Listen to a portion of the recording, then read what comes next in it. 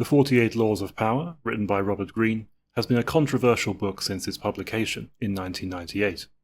While some readers find it an insightful guide to understanding human behavior and social interactions, others criticize it as promoting unethical behavior. This video will explore the three main criticisms of the 48 Laws of Power. One of the most common criticisms of the 48 Laws of Power is that it promotes manipulative and unethical behavior.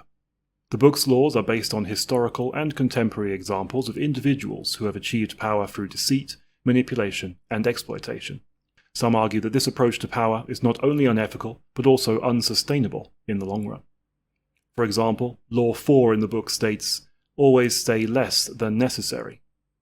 While this may be useful advice in certain situations, it can also be seen as promoting dishonesty and manipulation.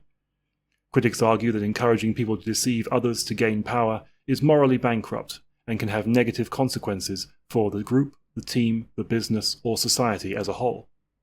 Another criticism of the book is that it prioritizes individual gain over the common good. The book's focus on gaining power and influence can be seen as promoting a selfish and egotistical worldview that ignores the needs and well-being of others. For example, Law 15, "Crush your enemy totally," may be useful advice in a competitive business environment, but it can also be seen as promoting a ruthless and destructive approach to conflict resolution. Critics argue that this kind of mentality can lead to a society that is divided and lacking in empathy and compassion. Many businesses and teams excel due to teamwork and openness. For one person to attempt to disrupt this situation would be a disaster, leaving everyone worse off. Simply following these rules will not lead to gaining power. One must also use their own intelligence. The third criticism of the 48 Laws of Power is that it ignores the importance of ethics and morality. The book's focus on gaining power at any cost can be seen as promoting a worldview that lacks a moral compass. The laws in the book are based on the actions of individuals who have achieved power through questionable means. They do not take into account the ethical implications of those actions. Law 3 in the book, "Conceal your intentions," may be useful advice for certain situations, but it can also be seen as promoting a lack of transparency and honesty.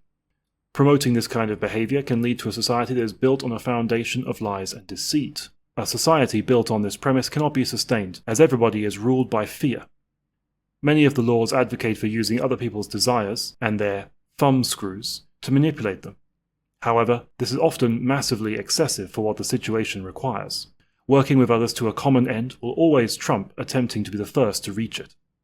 The 48 Laws of Power has been a controversial book since its publication, with some readers finding it useful, but others criticizing it for promoting unethical behavior. While the book may be useful in certain contexts, it's important to be aware of its limitations and potential negative consequences. MA